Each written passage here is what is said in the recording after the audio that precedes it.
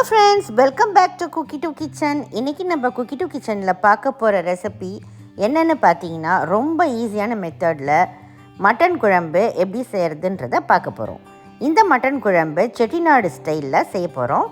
ரொம்ப டிஃப்ரெண்ட்டான அரோமாவோட ரொம்ப டேஸ்டியாக இருக்கும். வாங்க எப்படி செய்கிறதுன்றதை பார்க்கலாம்.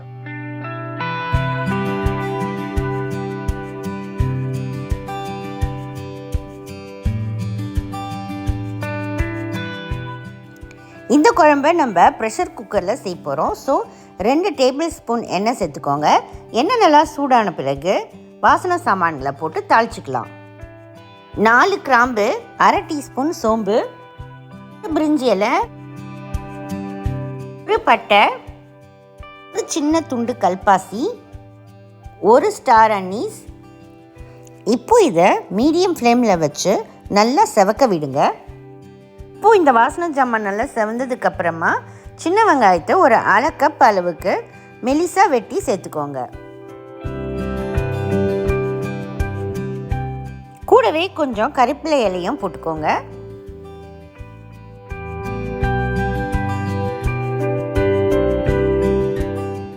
இது கூடவே ஒரு 10 முழு வெங்காயத்தையும் போட்டு செவக்க விடுங்க. நம்ம சாப்பிடும்போது இந்த முழு வெங்காயத்தை கடிக்கும்போது ரொம்ப டேஸ்டியாக இருக்கும். மீடியம் ஃப்ளேம்லேயே வச்சு இந்த வெங்காயத்தை பொன்னிறமாக செவக்க வதக்கிடுங்க. இந்த வெங்காயம் பொன்னிறமாக வதங்கிடுச்சு. இப்போது 1 டீஸ்பூன் அளவுக்கு இஞ்சி பூண்டு விழுது சேர்த்துக்கோங்க. இந்த இஞ்சி பூண்டோட பச்சை வாடை போகிற வரைக்கும் நல்லா வதக்கி விட்டுக்கோங்க. அடுத்தது ஒரு 1/2 டீஸ்பூன் அளவுக்கு காஷ்மீரி ரெட் சில்லி பவுடர் சேர்த்துக்கோங்க. இதில் சுத்தமாக காரமே இருக்காது. இது கலருக்காக தான் நம்ம சேர்க்குறோம். மீடியம் ஃப்ளேம்லேயே வச்சு இதை நல்லா வதக்குங்க.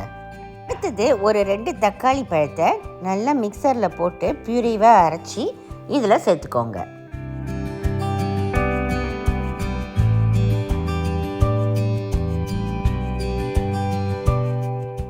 இப்போது இந்த தக்காளி நல்லா வதங்கிடுச்சு.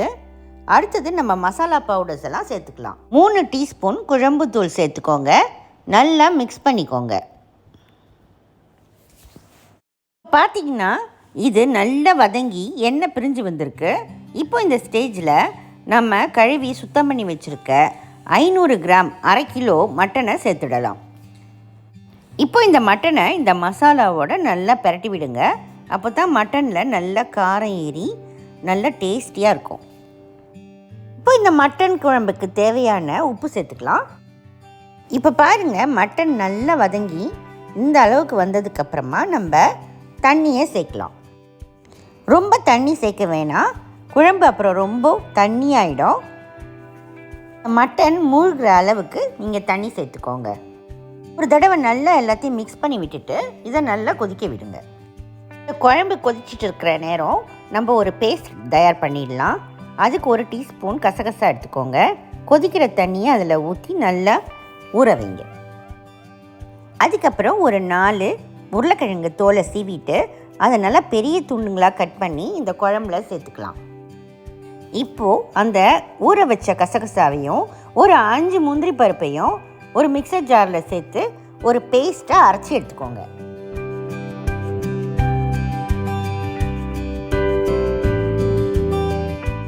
அந்த கசகசா பேஸ்ட்டை இந்த குழம்புல ஊற்றிடுங்க.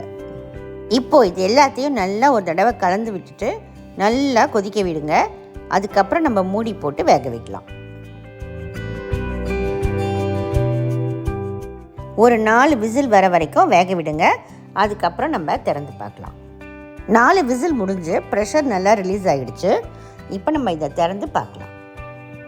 பாருங்கள் ஃப்ரெண்ட்ஸ், நம்ம குழம்பு எப்படி ஜொலிக்குதுன்னு.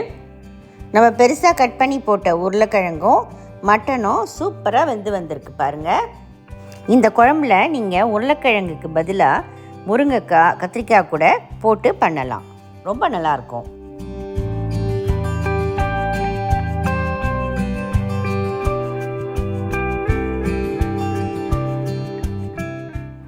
கடைசியாக இதில் ஒரு 1/2 டீஸ்பூன் அளவுக்கு கரம் மசாலா பவுடரை சேர்த்துக்கோங்க. இந்த கரம் மசாலாவை நீங்கள் முதலே போட்டுறாதீங்க. அது ஒரு கசப்புத்தன்மை கொடுக்கும் இந்த குழம்புக்கு. அதனால் கடைசியாக நீங்கள் போடுங்க.